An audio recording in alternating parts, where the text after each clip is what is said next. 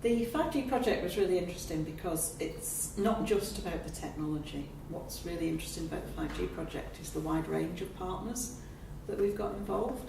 And one of my key area of interests, certainly through the e-health cluster, is how you bring together those different worlds of technology, health and social care, and looking at the different approaches those groups take and trying to get people to work together, not just for the sake of a short-term project, but to actually achieve real outcomes for people.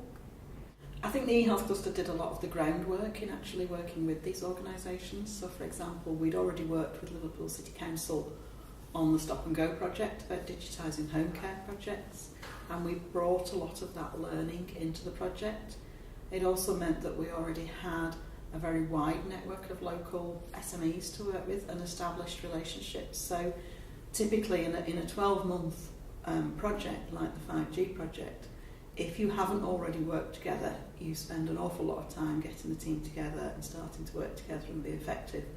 But we'd already done a lot of that groundwork, so we brought a lot of that already. We knew a lot of the pitfalls in introducing new technology in health and social care services, so we could share that across the 5G project and make sure we learn from that. There's many challenges, I think, in integrating the technology into health and social care services. One thing is really about doing things at scale, but also it's not just about the technology. We don't want to introduce a one-off product into something. You have to understand how the services work, how they're commissioned, the huge number of stakeholders we have involved. So, for example, in some of the products we're working with Liverpool City Council Adult Services Commissioners, then we're working with a range of care providers who are providing services, we're working with the actual service users themselves and their families, other medical professionals as well, so as the GPs and that support the people in their homes. So there's a whole range of different stakeholders there that we're working with, which all need different approaches and understanding all those different perspectives. In terms of what I think is unique about the Liverpool 5G is that we're actually trying to solve a really difficult problem about how we can ensure 5G connectivity into people's homes so that people can make the best use of the technology that's available. And although that seems quite simple when you look at it as a question, it's actually so many different parts to that we have to unpick and try and solve. So we're trying to solve something really challenging that other people haven't looked at before, and I think what's different is the mix of partners we've got in the 5G project. So the fact that we've got the local authority, we've got the local hospital, we've got the 2 universities, but we've also got a lot of local SMEs, and we've also engaged the local care organisations as well. So I think that really broad mix of partners in the project is something that makes ours unique. We got some money from Europe through the Stop and Go procurement programme to introduce new technologies into the domiciliary care services. Domiciliary care is when paid carers go into someone's house to look after their loved ones. And then what we found was through that we introduced a LoRaWAN network and started to look at the possibilities of IoT technologies and sensors, particularly monitoring people. We, as an authority, like most authorities, are very concerned what will happen when the analogue telephone lines get switched off in 2022. So what we wanted to do was to make sure that we've got something that we can use that's actually affordable, because the idea of putting a SIM card into all telecare equipment is something that we as a city just can't afford. So we've been looking to see if we can find ways of supporting the most vulnerable of our citizens without in an innovative way. As a country, we face a real shortage in paid carers. It's not seen as an attractive, aspiring career path that people want to have. So in Liverpool, we've been trying to use innovation to try and make sure that to show that you can. So we've digitalised our domiciliary care service, as I mentioned, and that means that today we've got just under 4,000 people whose care is delivered through care plans, electronic care plans, and the individual carers have smartphones and they can see what they're supposed to do. They don't actually have to make notes. It's got a very good voice recognition on it, and it means that family members can use an app and they can watch in real time to see what services have been delivered. and this has proved very successful. And that means that we're now seen as a digital leader, and we've just won recently, last week, the Digital Council of the Year award for actually bringing things at scale to people. What we're wanting to do is to try and build on that. There are lots of new technologies out there, but a lot of them use a lot of data, and the costs of the data transfer could be prohibitive. We've also got an awful lot of older people in the city who don't have a mobile phone and they don't have broadband, and we didn't want to widen the digital divide as well as the health inequalities that we already have in the city. So what we wanted to do is we've started in Kensington, which is one of our poorest wards, to increase the number of people who've got access to the new health and social care technologies that can help keep them safe. And the costs of the data transfer, because the City Council plan to own the network, will be free. That's what we're really interested in, is trying to provide things at scale without the huge cost that they could incur.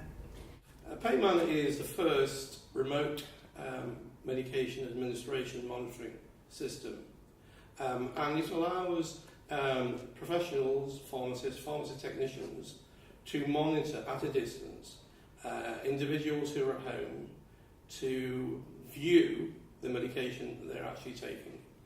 It's linked to a medication administration chart supplied by local pharmacies, so that we know exactly what they should be taking and when. It's not a matter of somebody walking in, looking around, hoping to find the tablets. We know exactly what's supposed to be taken and to be applied if it's a cream. With the carers now not having to go in and do the prompting, they can be redeployed into areas that really need their skills. So mental health is one particular area that will benefit. But just as importantly, when you look at the way the carers are being deployed, around 30% of care packages that the local authority want to actually implement can't be implemented because there aren't the staff. By redeploying the staff from the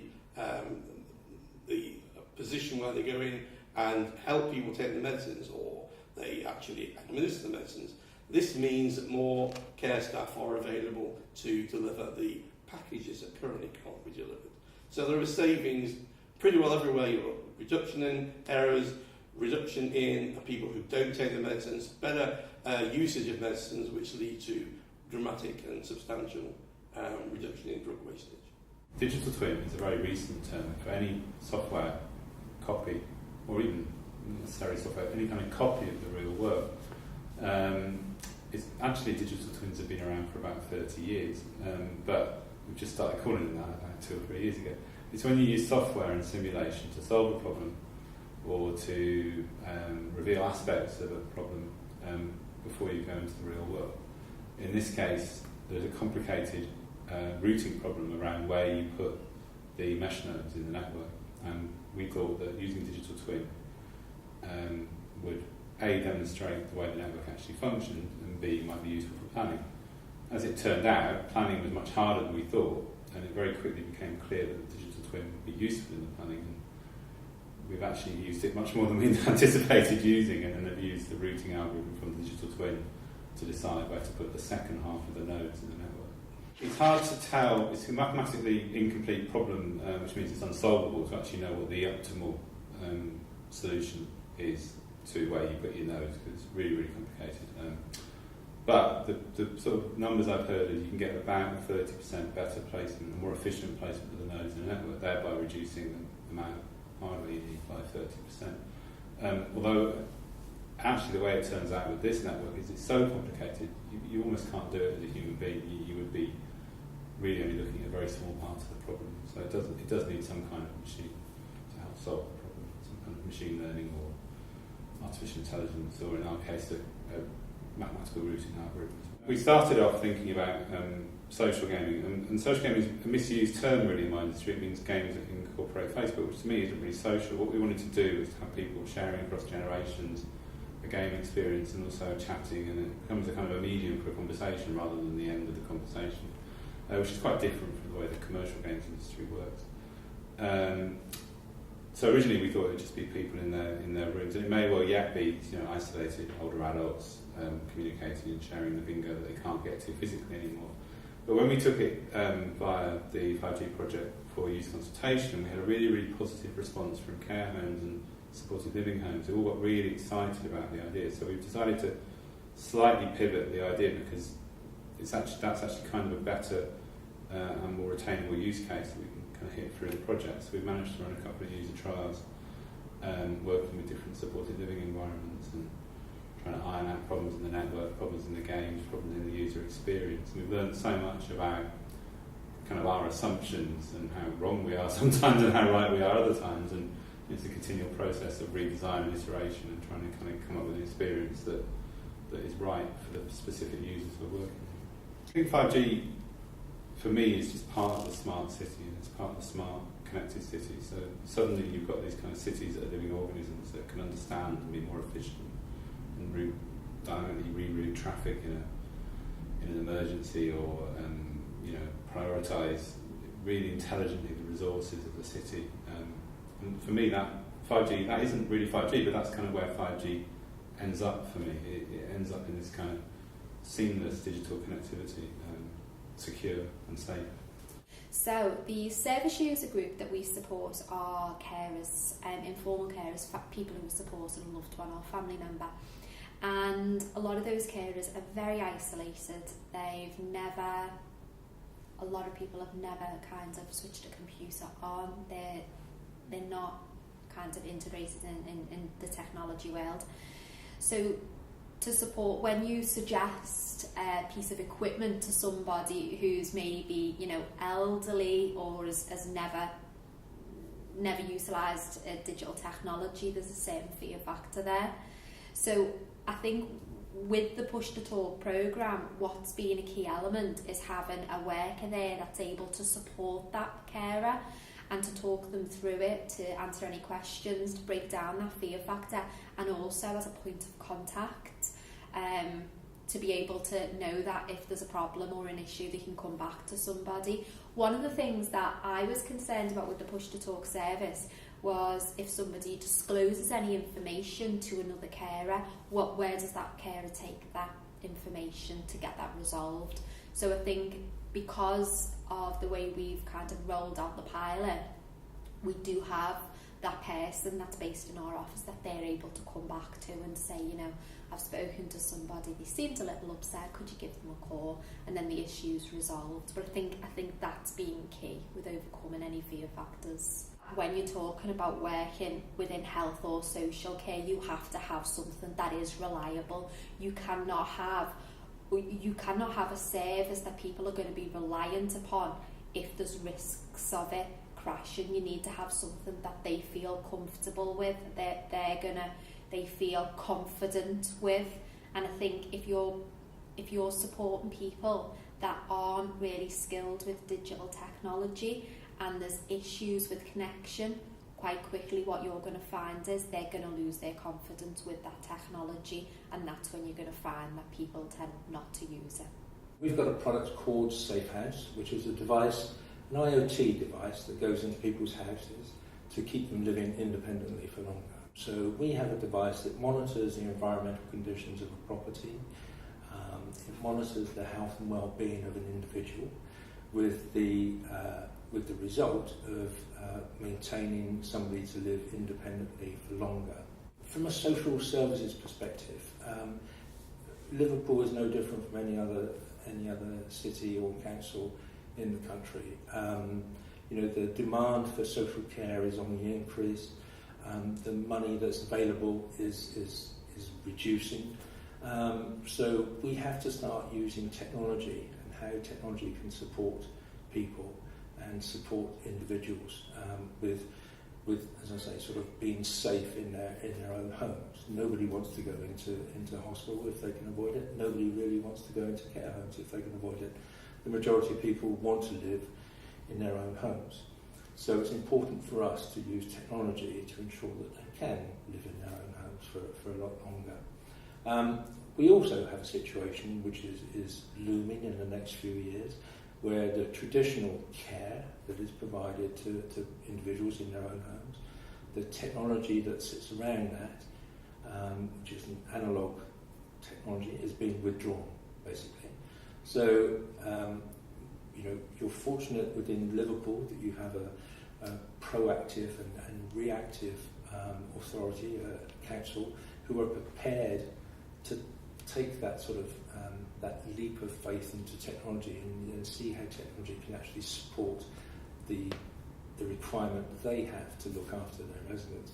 So knowing that things are going to have to change, knowing that we are going to have to digitise houses in the future, and that future is certainly within the next 18 months to 2 years. Safe House as a unit basically plugs into the house and it converts what is a standard property into a digital home. We specialise in developing hardware and software for the health and social care industries, but mainly products and services which are based around emerging technologies, things like Internet of Things, or smart cities, or a range of different, the next generation, what's coming over the horizon. We try and think about how it could be used to make the lives of older and disabled people better. I think whether or not you think about 5G as something which is going to be provided by the big companies, or whether it is these license-free spectrum technologies, to be more community-focused, both sets of technologies will transform utterly how we live our lives as people generally. But for health and social care, it means that suddenly we can know that everyone in the world is okay or not okay. So as they're going about their lives, as they're moving through their houses, as they're moving through the streets, we can check up on them to see whether or not they are healthy. Now, this could be seen as some kind of sort of Orwellian nightmare surveillance state thing, or it could be seen as a very caring space where we are making sure that our fellow citizens are living the healthiest and best lives that we can support them in doing. And that's what this project's about. And I'm really proud to be part of a collection of people that are so focused around making people's lives better. My aspirations for 5G are based around the advantages it brings our company to develop products and services that will take us forward and help us benefit people. But I see that as I see that our products and services as fitting in with a range of provision which is being supported by some very imaginative thinkers in the Liverpool City region superstructure. Push to Talk is a small button that is placed at the side of the service user's landline phone or in a convenient place for them. They can press the button, and once they press the button, that then connects to our server, which then connects them to another user who can also press their button. This then connects them via a phone call, and they are then able to talk for as long as they want to. It's actually a really exciting time to be in Liverpool, especially as managing director of a small SME. There's plenty of opportunities to get involved in various different projects, but also working with, having the opportunity to work with the Liverpool City Council and the NHS and the health cluster has meant that we've got a really good understanding of how kind of the health and social care sector works, so that potentially in the future, should we want to develop any further devices or get involved in other projects, then we've got a really good kind of basis now for how to go about producing products and services for the health and social care sector. I think somebody said something about 5G, and especially the technology that Liverpool has chosen to go with provides the opportunity to create kind of a network of networks. So one of the things we're really interested in is using LoRaWAN, and LoRaWAN can be used for so many different applications. So for example, sensors for the environment, so monitoring particulates in the air, potentially people counters, so we know where streets are busy, which streets are the busiest, who's going, who's walking down there.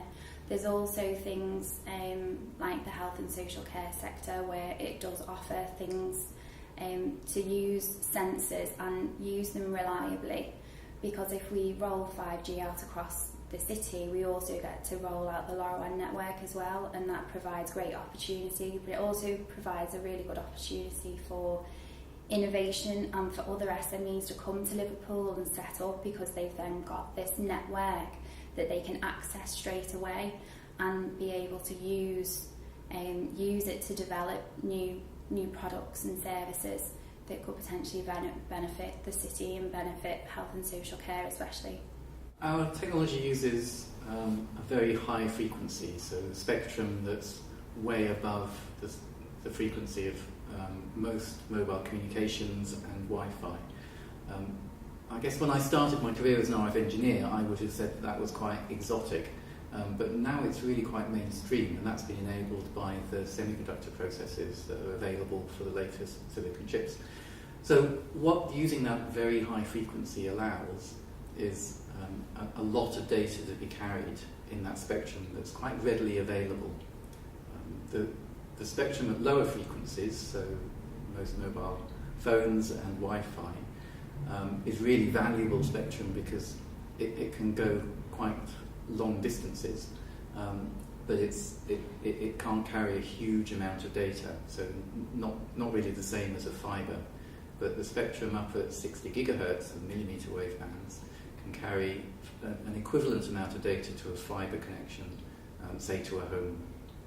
There are some obvious benefits in using a UK technology in terms of the investment that it brings and in potential exports that it makes available.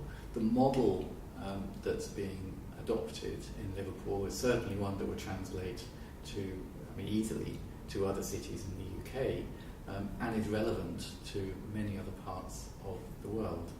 There have been many things in the project that have been hugely exciting. Probably the most exciting, or maybe the thing that I was quite surprised by, is just how many applications there are already in at least development and some in deployment to deliver health and social care away from kind of the traditional settings, which are sometimes quite uncomfortable places to be recipients of that care, clearly. So that's been fantastic and really exciting. So the idea that then delivering the connectivity will make this whole ecosystem of applications become viable and in really wide use in the UK, that's really exciting.